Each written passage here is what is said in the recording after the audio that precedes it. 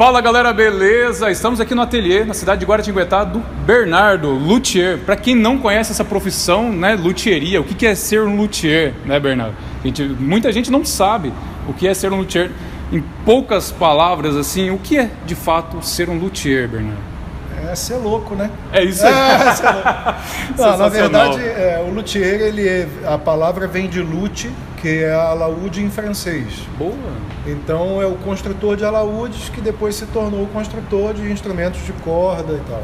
Legal. E aí, hoje qualquer construtor de instrumentos musicais é chamado de luthier. De luthier. Puxa, muito bacana, cara. E o pessoal é muito curioso como, de fato, como um violão é construído, né, cara? Por onde começa? Na escolha da madeira? Qual é o ponto principal para começar a construir um violão? O correto de dizer seria você começar pelo comprimento da escala. Olha. E pela tensão da corda.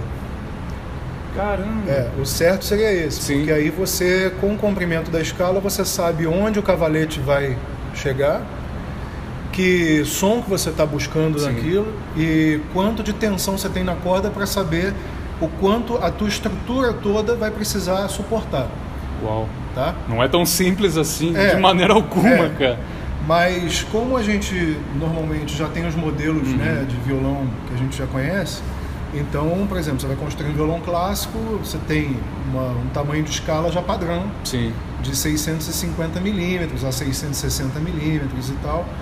Então, é mais ou menos já um padrão nele todo. O que eu costumo fazer é modificar essa arquitetura da construção, quer dizer, o desenho interno dele.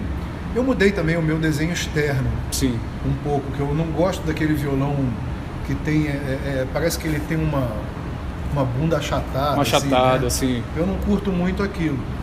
Mas eu resolvi fazer o meu desenho de violão autoral e internamente eu construo de acordo com a sonoridade que eu estou buscando. Então a primeira coisa que eu vou sempre analisar é o uso, através do briefing que eu tenho. O meu cliente vai tocar o quê? Tá? Não vou tocar jazz. Então ele quer um som mais cheio, um som mais arredondado. Então para isso eu vou precisar utilizar materiais que já me deem essa textura.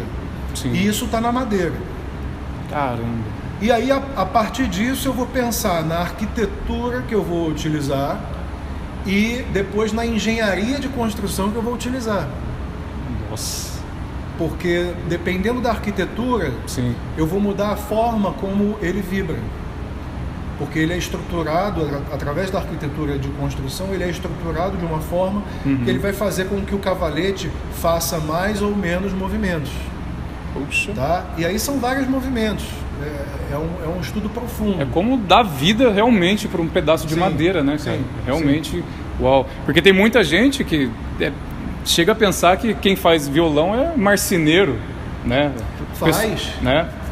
Faz também. Faz. Só que não vai sair um instrumento com a qualidade que um bom luthier vai oferecer. Né? Da mesma forma que eu vou fazer o trabalho dele também. Perfeitamente. Perfeitamente. Esse feeling, né? Você tem que ter essa parte de sentir realmente, ainda mais você que trabalha de repente com um pedido direto do cliente, entender o que realmente o cliente quer e transmitir isso para um pedaço de madeira. Isso é a coisa mais né? difícil. Esse é o mais difícil, né? Esse feeling, essa parte sentimental da coisa. Né? Até porque esse luthier, que é o meu caso, ele está acabando. Né? Porque a maioria dos luthiers hoje está trabalhando fazendo em quantidade, tentando fazer número de violões para poder vender isso e sobreviver dessa arte assim. No meu caso não, eu faço cada instrumento é um projeto especial, diferenciado para aquele músico. Perfeito. Então isso aí me obriga, né, a ter muito mais cuidado com cada parte da construção, né? Isso toma mais tempo e isso fica mais caro. Porque realmente em torno, mais ou menos, a gente falando agora de construção, leva quanto tempo em média para eu chegar a fazer um pedido hoje de um violão e para ele ficar pronto? Como é que funciona essa métrica? Eu construo em média, né, 6 instrumentos por ano tá? Então, normalmente a pessoa me encomenda um instrumento agora, eu vou demorar em torno de 10 meses para entregar esse instrumento para ele. Às vezes, fica pronto em menos tempo. Se eu ficar construindo sem ter essa pressão de tem que construir para várias pessoas, tomar cuidado com cada parte, se eu for construir para mim, então vou fazer um instrumento em torno de entre 2 e 4 meses, dependendo da complexidade do instrumento, né? Mas como eu tenho uma fila de pessoas que estão comprando o meu violão e que desejam aquela qualidade e tudo, então eu tenho que fazer um menor número, né? Um número menor de instrumentos, né? Para poder... Opa, tranquilo. Atender. Se quiser pode atender, depois a gente corta, não tem problema não. Porque isso aqui nunca é ninguém, né? É sempre alguém querendo vender alguma coisa. Entendeu? Então, basicamente é isso. Começa na madeira e depois tem todo o processo manual, né? Eu uso algumas máquinas, obviamente, para ajudar um pouco nesse processo, mas é muito manual. Mesmo na máquina eu tenho que estar lá cuidando, ela não faz sozinha, eu tenho que estar ali fazendo cada peça e depois dando acabamento manualmente. Né? E eu prefiro que seja assim para que saia a qualidade que eu ofereço. Exato, e nessa ideia você trabalha sozinho, né? Sim. Basicamente, para um violão ali, é só você que vai colocar a mão nele. Eu queria ter um sexta-feira, assim, mas assim, isso tem que chegar, a pessoa realmente tem que primeiro gostar muito, depois tem que ver se tem habilidade, conquistar essa habilidade, e muitas vezes a pessoa é boa numa coisa, às vezes não é na outra. Então, assim, para você se tornar um luthier completo, leva tempo, é um investimento grande, né? Então, muitas vezes eu prefiro trabalhar sozinho, porque dentro do meu tempo eu consigo render muito. Perfeito. E a gente vê aqui pela estrutura a quantidade de ferramenta, né, cara? Eu fico aqui, eu uso impressionante, cara. Eu uso mesmo, todas elas. Para fabricar um violão, basicamente você usa todas. Uso tudo. Claro que vou substituindo, né? Às vezes tem uma que eu faço um trabalho melhor com uma e aí eu troco pela outra para fazer outro trabalho, mas basicamente é bom ter esse recurso, né?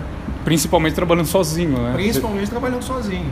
Uau. Eu uso as bancadas todas, é um barato. É muito bacana. Pessoal, o espaço aqui é gigantesco, realmente é muita coisa, é muita ferramenta. E dá para entender porque leva uns 10 meses aí para um violão ficar pronto, cara. É diversos setores, né? A gente vê aqui, começa de repente da bancada 1, passa para 2, passa, depois tem a pintura finalizando. Aqui, por exemplo, esse violão que eu estou fazendo agora, né? Tem outro aqui. Né? Sim. Tem outros aqui que eu estou terminando. Então, assim, existe uma sequência, né? Para que eu não enlouqueça também. Eu imagino.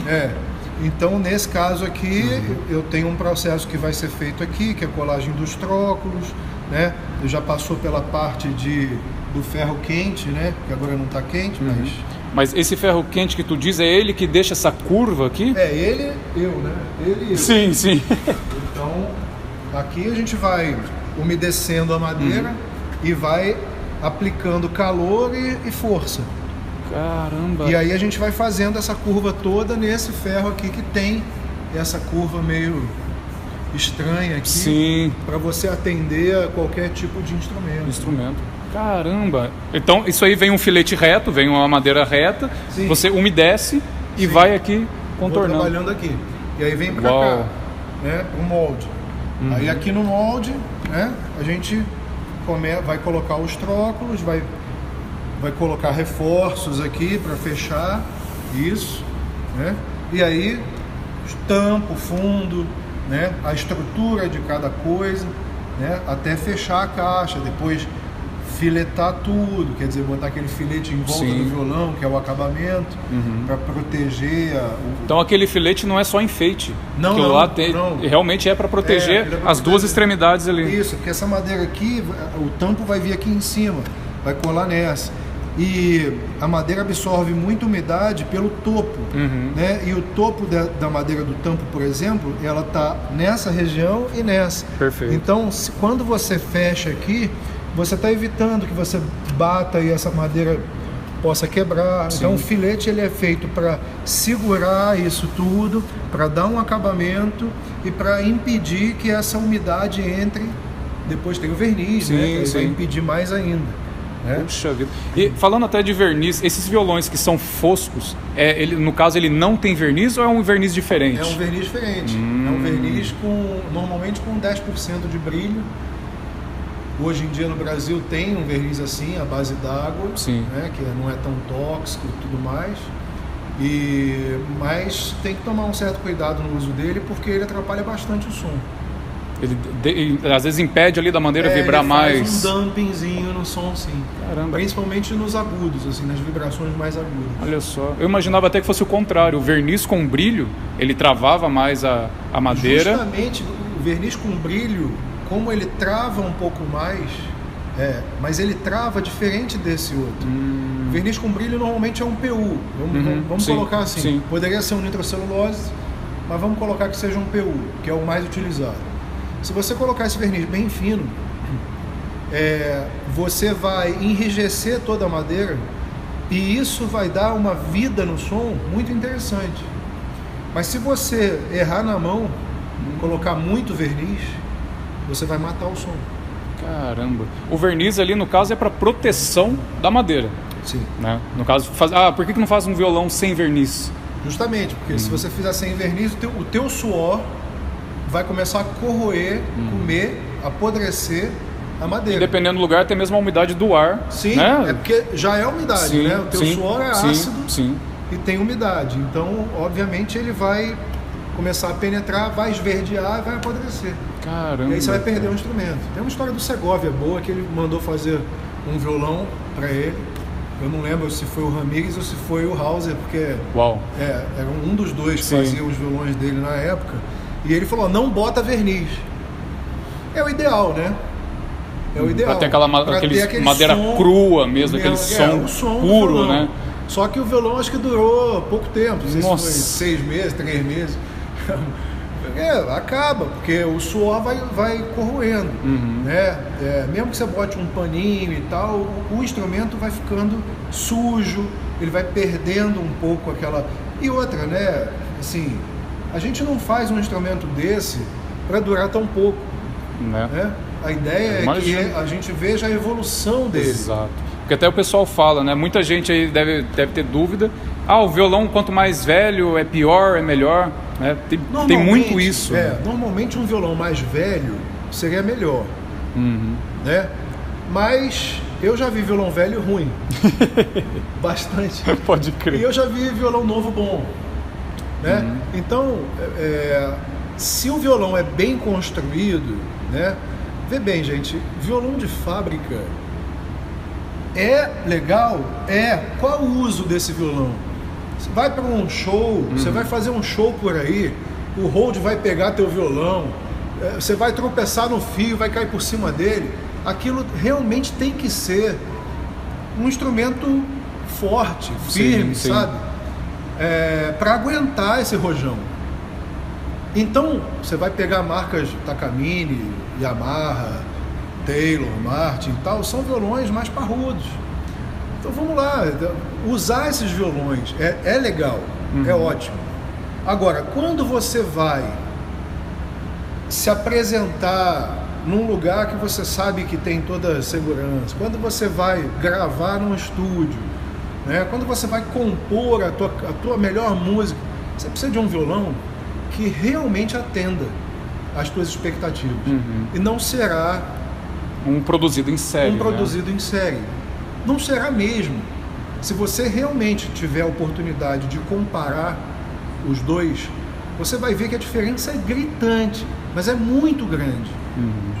E aí fica difícil não gostar mais do violão de luteria, também guardando as devidas distâncias aí, pelo seguinte: você pega um bom violão de fábrica e um bom violão de luteria, você Obviamente o violão de luteria tende a ser muito melhor. Você pega um violão bom de fábrica e um violão de um luthier ruim, tenho certeza que o de fábrica vai ser melhor que o dele. Né? Mas é isso aí. Então, um violão de luthier, né, basicamente, quando o luthier ele tem esse feeling, ele coloca um pouco da alma dele ali, né? Por mais que ele pegue ali as características do que o cliente dele precisa, mas é a sua mão que está ali, né? Mas aí é o treinamento, né? Sim, a competência que você adquire com os anos de tanto fazer, né? Sim. Eu já não sou mais só eu sou o que o meu músico quer. Perfeito. Né? Então eu consigo atender ele num percentual grande, alto, né? Com a minha experiência. Essa versatilidade, você conseguir atender diversos públicos, né? Se você quisesse, por exemplo, falar comigo, conheci o Fernando Bernardo há 20 anos atrás.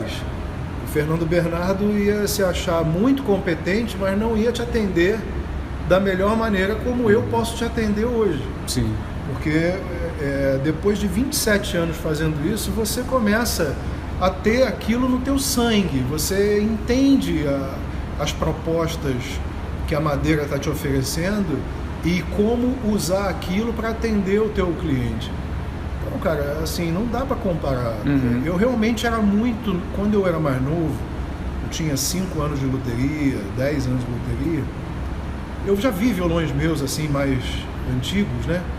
Eu era muito abusado.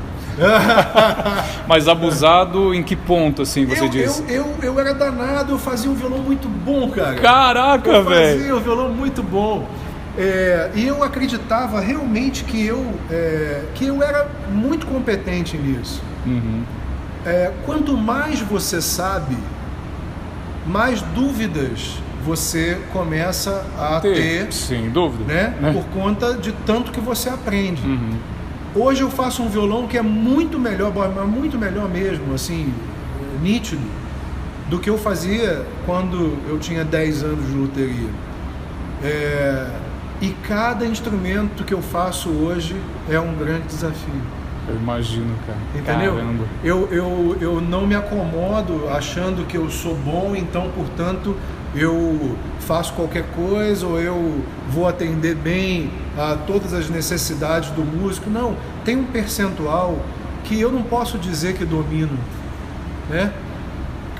Vamos colocar aí 20% de toda a construção, de tudo que eu faço, esses 20% são a surpresa, entendeu? Por quê? Porque você trabalha com uma matéria-prima natural. Sim. Então você junta matérias-primas todas naturais e o resultado que aquilo dá, por mais que você controle a maioria do processo, ele acaba sendo sempre uma grande surpresa. E assim, eu acho que é isso que é o mais legal da construção manual, sabia? Pode crer. É isso que tem mais vida, sim, que a gente fica feliz de estar ali participando. Né? É você saber que você não sabe tudo. Isso que é incrível, né, cara? Você se desafiar a cada instrumento que aparece, né, cara? Isso, é sensacional. É sensacional. Galera, para quem não sabe, né, o Fernando Bernardo, ele saiu na revista Guitar Player. Né? Eu saí na online, né? Na época, e saí na Guitar Aficionado, sim, que é uma revista que é americana, não tem no Brasil. Assim, o pessoal lá gostou do meu trabalho, é um evento grande no Canadá, né? E eles analisaram a qualidade do trabalho e principalmente quem pensava à frente, né, desse mundo da luteria, e me colocaram lá como um dos 10 mais inovadores luthiers participantes da feira. Né? Eu fiz à época um violão com o tampo todo em triângulos que começavam a vibrar a partir do centro do cavalete, né? E isso é uma mudança de paradigma gigante na construção. Caramba! Né? E esse violão hoje está onde? Esse violão está com o Paulão do Zeca Pagodinho. Olha só. Ele está lá. Eu fiz alguns outros também. E assim, quando eu não gosto do violão, eu quebro, né? Você realmente chega a quebrar o violão? Eu já cheguei a quebrar. Hoje eu faço um estudo de engenharia reversa. Sim. Eu vejo onde não tá legal, desconstruo ele, né? Tenho até alguns aqui desconstruídos. Ainda acontece hoje de você estar no meio, com essa experiência toda que você tem, você está no meio e ainda sentir alguma coisa, opa, isso aqui não saiu exatamente. Na verdade, quando eu sinto que isso vai acontecer, né? Aí como eu tenho uma linha de instrumentos mais barata, que não é tão mais barata, sim, porque ela traz essa qualidade, né, desse trabalho todo, intermediária e mais cara, então eu trago esse instrumento, né, eu resolvo ele para que ele atenda a um tipo musical, sim, a um estilo musical. Sim. Certo? Então, um exemplo. Se eu vou fazer um violão clássico, esse violão clássico, normalmente, o violão clássico tradicional, ele tem aquela sonoridade com um pouco mais de médio, né? Ele fala um pouco assim, tá? E tem uma pompa nisso. Eu não gosto, mas... Tem gente que gosta, né? Enfim. É uma característica, né, do instrumento. Então, se eu faço um violão clássico e no meio do caminho eu percebo que ele não vai ficar com um som para atender esse músico que quer esse violão muito clássico, eu vou transformar a construção dele enquanto ele está aberto ainda. Sim, sim. Né? Eu vou trabalhar ele para ele diminuir um pouco esse médio, para ele aumentar um pouco de repente. Você vai mudar totalmente a proposta. Eu vou mudar essa original proposta dele, né? Porque aquela madeira não está me dando a qualidade que eu quero. Caramba, qualidade, sim, óbvio, né? Essa qualidade tem a ver com o timbre, com a definição, com a propagação dessa, sim, nota, né? Sustain e tudo mais. E aí eu vou analisar se ela, no final, antes de fechar o violão, está atendendo. Perfeitamente. Se não atender, não tem esse problema. Eu vou retrabalhar o leque e vou trazer ele para uma outra realidade. É como o violão flamenco. O violão flamenco é um violão rápido, notas rápidas, é um violão para quem toca 1 milhão de notas por segundo. Pode crer. Não é? Por quê? Porque ele tem pouco sustain. É um violão mais de ataque, seco, né? É um violão você de ataque. Bateu a nota ali, a nota já saiu. Né? Exatamente, é um violão de ataque. Porque se você toca um monte de nota, o que você está fazendo? Você está interrompendo. Tagadaga, tagadaga, tagadaga, você está interrompendo uma jogando a outra. Sim. Você não quer que ela dure, você não quer que esses harmônicos venham junto, porque senão ela vai embolar. Eu quero a nota seca, ativa, rápida, para dar aquilo que eu quero. Ataque. Que incrível, cara. O clássico não é ataque. É também ataque, mas ele é menos, ele é mais lento. Tem mais o lance harmônico ali, exatamente, né? Dá aquela modulação no timbre. Vai tocar uma música barroca, sim, então você tem que chorar a nota, né? Então tem que vir os harmônicos daquela nota junto. Tudo isso vai interferir na sonoridade, no timbre. E da onde vem isso? Da construção e da madeira. Isso, quando você fala construção, por exemplo, a gente vê a frente do violão, mas como é ele por trás? Essa construção que você fala geralmente tem a ver com aquela parece uma grade por trás do tampo? É exatamente aquilo? Você tem algum exemplar que poderia mostrar pra gente? Tem. Nossa, quer ver uma coisa? Olha só isso. Olha aquilo. Tá vendo isso? Gente do céu. O simples detalhe dele ser côncavo aqui por dentro. Esse chama scallop, né? Escalopado. Sim, sim. Quando você pega um instrumento desse, por exemplo, né, nesse caso aqui, esse é um X-Brace. É um instrumento de cordas de aço, é o meu corcovado, né, o violão que eu faço. Só que ele... Por que ele está aqui na minha mão? Porque ele não ia dar certo. E por que ele não ia dar certo, Bernardo? Ele não ia dar certo porque ele está com uma coisa que a gente chama de overbuild. Ele está com excesso de madeira, com excesso de material. Então ele vai vibrar muito notas agudas. Né? Ele não vai dar a ambiência que eu quero. Ele não vai flutuar. Ele não vai vibrar, fazer o shake do cavalete aqui em cima. Né? Então isso aqui trava ele todo. Caramba. Então, a estrutura desse corcovado aqui para aquele corcovado que a gente testou lá no início é diferente, totalmente diferente. Aqui foi uma tentativa, de repente, de inovar, de tirar algum outro tipo de timbre ali, alguma outra característica? Sim. Eu vou pegar um outro aqui para você entender. Esse já é um Modified Dreadnought. Uau. Tá? Você olha as larguras, Sim, tudo totalmente diferente. Totalmente diferente. Tá? Isso aqui vai vibrar muito. Isso vai dar vida. Isso vai ter... é uma bomba, né, de ar. Sim. Caramba. Isso não. Então, isso aqui, você dá uma nota a lá Lenny Kravitz. Entende? Pode crer. Ardido. Sim. Não, meio que instantâneo, ela não vai ter aquela... não vai ressoar. Exatamente. E aqui não. Aqui você tem corpo. Olha então só. Aqui você vai caminhar para um James Taylor, para uma coisa assim. Uau! E essa estrutura aqui, a gente percebeu que tanto tamanho, quantidade interfere no timbre. E você vai testando, você monta, você coloca um, você coloca outro, tira. Como é que é a experiência disso? A arquitetura é o desenho. Uhum. Essa é a arquitetura. Sim. É a planta baixa. A engenharia é como isso vem à vida. Sim. Isso sobe.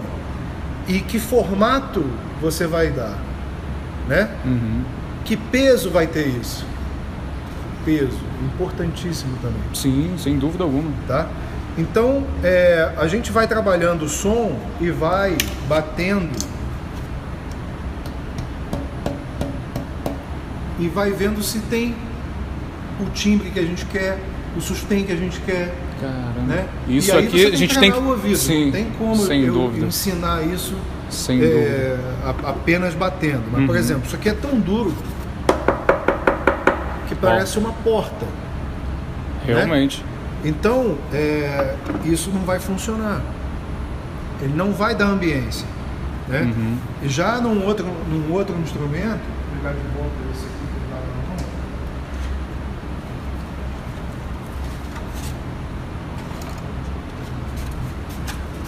mão. Você já percebe uma diferença gigantesca. Absurda. É muita diferença. Muita diferença. E até muitas pessoas, infelizmente, ainda não sabem, mas enfim, o lance da diferença de um tampo maciço e de um tampo laminado. Né? Aí é... Não, é uma coisa bem simples, mas que ainda muita gente tem dúvida. Porque esses aqui são maciços. Né? O que é uma madeira maciça para um tampo e um laminado?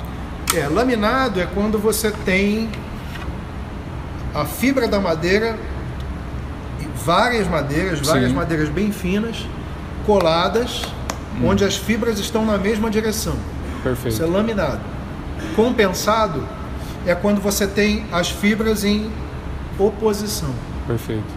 Então você tem uma correndo para lá e a outra transversalmente para o lado, né? Sim.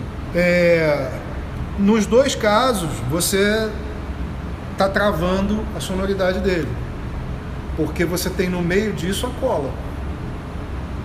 Pode crer. Então tá estranho aí o negócio. Sim. O timbre fica sem vida, né? Fica aquela coisa meio opaca, meio seca, tanto que os violões bem mais em conta esses são com tampo laminado, né? Ou compensado. Bem ruim. Bem ruim. Pode crer. E todos os seus violões com tampo maciço? Todos. Uhum. E o tampo maciço vai ser uma peça de madeira apenas, né? Sem cola, sem nada. Sim. Não, na verdade são duas peças coladas no meio. Sim, perfeito. Tá? Porque é o que a gente chama de book match. Então você tem um tampo, tá? Isso aqui é um bruto, né? Um tampo bruto. Então você abre, tá? E faz isso. Perfeito. Certo? Perfeitamente. Então aqui você tem... Essa madeira foi tirada dessa. Foi cortada e abriu para cá. Então, aqui você mantém as mesmas características em ambos os lados. Perfeito. Densidade, umidade, número de vezes por polegada, tudo isso vai fazer diferença aqui. Uau. Se eu tivesse uma madeira completamente diferente dessa aqui do lado, você ia prejudicar a forma como isso vibra. Outra coisa que acontece muito é você, por exemplo, existem umas madeiras que elas fazem um desenho Parece uma, não tenho alguma aqui para te mostrar porque eu não uso basicamente isso. Mas elas têm uma cúpula de catedral. É como se fizesse um desenho que ela faz um bico assim. Já viu? Perfeito, já então, sim. Esse corte que faz esses desenhos é um corte chamado tangencial ou flat. Esse corte, ele empena muito, faz a madeira vibrar de forma... O pessoal usa muito para o fundo do violão, né? Isso. E o que acontece com isso? Né? Não é a melhor madeira para se utilizar, não vibra legal, né? Você tem que ficar atento a isso o tempo todo. E é como se ela roubasse som. Caramba! Empena mais. As pessoas fazem muitas vezes o violão de compensado, que aí não vai vibrar mesmo. Daí não... Pois é uma vibração dura, né? E aí no final, na última camada, onde vai ficar para o cliente ver o violão, eles colocam esses detalhes, essas folhas com essa cúpula de catedral, para ficar bonito. Só que claro que no tampo de compensado, aí tanto faz. Sim. Né? Mas se fosse uma madeira maciça, não seria o ideal. A não ser que você quisesse um fundo duro para ricochetear. Depende tudo da proposta que a pessoa deseja tirar ali. Pode mudar essa característica que a madeira traz. Tem um construtor já falecido, infelizmente, chamado Thomas Humphrey. Esse cara, ele fazia os violões do Duo Assad. Uau. Que eram, os caras são, né? Até Nossa. hoje, os caras sensacionais. Duo de violão. E ele fazia no fundo do violão, quer dizer, na parte do jacarandá, né? No caso, que o fundo do violão que ele fazia era de jacarandá. E ele colocava um triângulo de madeira de abeto, de madeira clara, com um corte assim, com cúpula de catedral. E qual era a ideia dele? É que quando você tem um problema de umidade, de variação de umidade, quem trabalha mais é a madeira mais macia. Faz sentido. Então a madeira dura empurrava a madeira mais macia e a mais macia deformava, fazia uma mola de madeira. A sacada do cara. Sensacional. Para não rachar o violão. Sim. Né? E infelizmente, como eu disse, ele já faleceu, mas é uma forma muito inteligente de utilizar um corte que é quase proibido, no caso, no fazer, né, da luteria. Então, assim, depende do que você quer. Você pode utilizar, sabendo utilizar, você pode fazer o que você quiser. Vale a pena. Que incrível, cara. Bom, pessoal, a gente teve a oportunidade aqui de ir no showroom do Bernardo, né? Tem alguns modelos lá. E a minha concepção de violão, né? A gente conhece as marcas famosas aí, Gibson, Taylor, Martin, tudo essa coisa aí. Nossa, os melhores violões do mundo. Só que quando você pega um violão de um artesão, de um talentoso, de um cara que tem um talento que... Eu tô assustado, de verdade, pessoal. Eu tô muito assustado, cara. Porque é incrível, cara. Porque, infelizmente, a gente vive no mundo capitalista, isso não é novidade para ninguém, onde você paga aí pelo nome, né? Ah, eu tô comprando a marca. Só que você pega um luthier, né? Um cara talentoso. Eu não tô acreditando que a gente encontrou isso aqui no Brasil, na região nossa aqui. Enfim. Mas você percebe a seriedade e a qualidade. Gente, eu peguei num violão ali, isso porque eu nem sei tocar direito. Eu peguei no violão ali, o primeiro acorde, você sente, mas você sente vibrar, ecoar dentro de você. É um negócio que eu nunca senti com violão de 30 mil, cara. Né? Gibson, essas coisas da vida aí. Daí a gente veio na cidade do interior de São Paulo, né? Com um cara incrível desse aqui, a gente está conhecendo hoje, mas enfim, a gente percebe quando a pessoa é extraordinária. Pega um instrumento, cara, um pedaço de madeira, um pedaço de pau com arame, né? É um negócio bizarro, cara. E você vê a qualidade que geralmente as pessoas mais leigas esperariam de violões de marcas famosas, né? Geralmente a pessoa espera isso. Mas não, o cara brasileiro, luthier, aqui na cidade do interior de São Paulo, fazendo violões, fazendo arte, gente. Fazendo arte para quem quer fazer realmente música de verdade, né? Daí você me pergunta, nossa, mas luthier, violão geralmente é caro. Depende muito da sua visão do que é caro, né? É complicado até dizer isso, né, Bernardo? Porque às vezes a pessoa ela paga às vezes uns 40 mil num violão de marca famosa, por causa da marca, porque não sei quem tocou. Isso aí é o Elvis tocou, né? Só que a pessoa ela tá buscando geralmente mais um status do que propriamente a qualidade do instrumento, né? Então, infelizmente, daí a gente vem aqui no ateliê dele, pega um violão que, gente, é de tirar o fôlego, dá vontade de chorar, rir, eu não sei, eu tô sem reação pro violão. A verdade, né? É a seguinte, eu já tive oportunidade de comparar os instrumentos que eu faço e nem sempre eu consegui êxito em ter um instrumento que fosse melhor do que aquele que eu estava comparando. Perfeito. A construção de um luthier, ela se dá ao trilhar o caminho.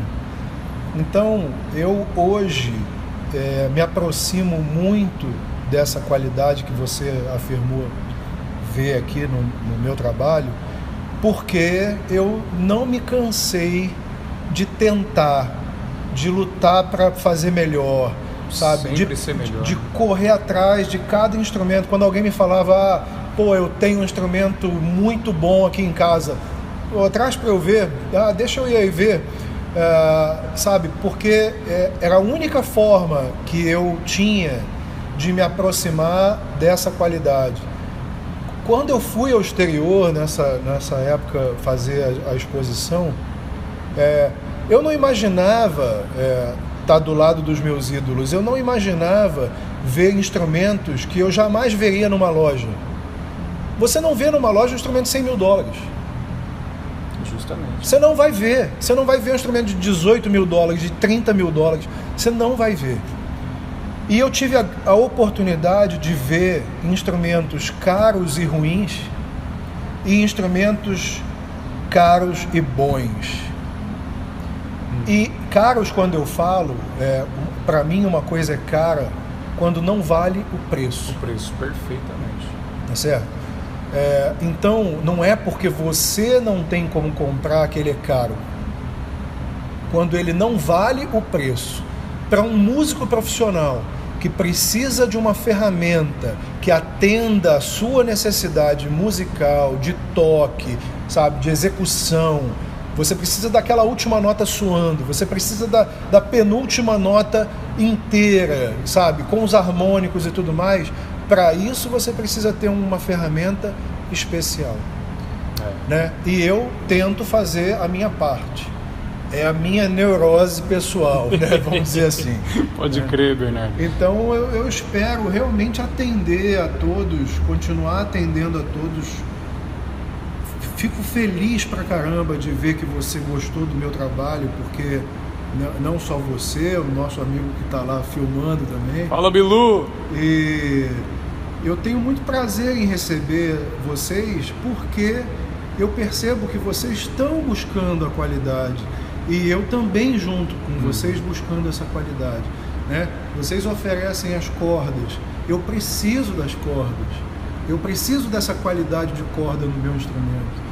Então eu acho que tem tudo a ver, eu acho que a gente devia acabar com um certo preconceito que existe no Brasil de acreditar que o dinheiro que se paga lá fora tem mais valor que o dinheiro que se paga aqui dentro pela qualidade que a gente oferece. Gente, eu não fiquei entre os 10 mais inovadores luthiers dessa eram 140, cara, pessoas.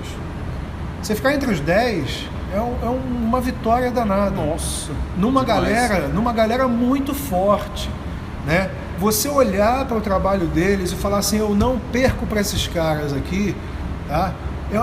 Poxa, é a gente levar o nome do Brasil à frente, é a gente, saber que a gente está no caminho certo, sabe? E é legal nessa feira que você tava lá, não era você falando, eram os caras falando que o seu era melhor que o outro, cara. Exatamente, eram né? os caras falando. Deve ter sido insano, E cara. outra, assim, que eu não valorizo muito essa coisa de... Porque, cara, quando chega num nível alto, não tem mais isso de um é melhor que o outro. A gente começa a dizer que um é diferente do outro. Sim. Porque o nível é tão alto, sabe? É mais ou menos como você... Eu vou mal comparar, brincando, mas porra, você vai num concurso de Miss, né, bicho? Bora lá. Você fala assim, porra, qual é a mulher mais bonita? Tá brabo de brabo o negócio. Né? Porque é difícil você decidir, porque todas elas têm uma beleza incrível. E a mesma coisa acontece nos instrumentos de alto nível. Cara, eu gostei mais desse. Aí é você e ele. Você vai encontrar o teu par. Exato. Perfeito. Perfeito. Tá certo? Agora, quando a gente fala de comparações entre violão de fábrica e violões de bons luthiers, eu vou falar isso sempre. Bons luthiers, gente, porque tem luthier ruim. Tem advogado ruim, tem médico ruim. Exatamente, cara. Então, exatamente. não é uma competição. É uma constatação dentro do que se propõe. A proposta de um bom luthier é realmente atender o músico profissional com o que há de mais importante, melhor, mais moderno, para que ele tenha a melhor ferramenta para executar a sua música. Ponto. Eu não quero que amanhã o cara fale assim, porque o Fernando Bernardo é o melhor violão do mundo. Não fala isso de mim. Não tenho esse interesse. Porque não é verdade. Entendeu? O mundo está cheio de gente boa. Veja aquele que você mais gosta, veja aquele que te toca internamente, que você ouviu e falou, tá aqui, esse cara, eu quero um violão dele. Poxa, que legal, que é nobre, é um sentimento gostoso, agradável para mim, de saber que você amanhã pode ser o meu cliente, pode comprar um violão meu e vai ficar satisfeito, entendeu? Basicamente isso, mas vamos evitar essas comparações muito extremas, né? Que não agrega em nada, né? Nada. Só trava tudo. Hoje a gente está vendo essa polarização. Então, aí, né? Tá todo mundo vendo isso aí. Mas, puxa, Bernardo, é incrível, cara. Então, a gente vê todo esse processo de construir um violão, vai muito, muito mais além de um pedaço de madeira, você lá projetar um negocinho, colar e acabou. Vai muito além, né? Vai. Nós aqui do Cordas Club hoje estamos passando uma experiência, cara, que de verdade, eu não tenho por que mentir, enganar nada. É bizarro no sentido insano de tamanha qualidade, de tamanho trabalho, que o negócio é trabalhoso de verdade, a gente está percebendo aqui, é uma quantidade imensa de ferramenta, de processos, né? Cada processo ali que o violão passa. E daí chega ao ponto de uma pessoa falar, nossa, mas o seu violão é caro, sabe? Então, pessoal, realmente isso que o Fernando Bernardo falou é muito verdade. A gente não vai aprofundar nisso, né, tanto, mas valorize o que é bom, o que de fato tem que ser valorizado, né? Vamos destruir alguns paradigmas aí, porque é complicado. Bom, Bernardo, agradecemos imenso. Eu, Gustavo, cara, eu como pessoa, fora a empresa, estou imensamente honrado de você ter aberto as portas aqui pra gente. Puxa, é incrível, cara. Do nada, assim, não foi nada combinado. A gente conversou, chamei ele no Insta, de repente eu vou marcar, aconteceu. Não foi nada orquestrado, cara. Então, que bom. É algo realmente, eu como ser humano, como homem, eu estou muito honrado de conhecer um luthier, um talento gigantesco igual o seu, cara. Vocês perceberão depois uns videozinhos do timbre, dos violões, vocês vão entender o que eu tô falando. Mas realmente, muitíssimo grato, cara, por abrir as portas aí pra gente. Agradeço, sempre. Puxa vida, é imensamente grato.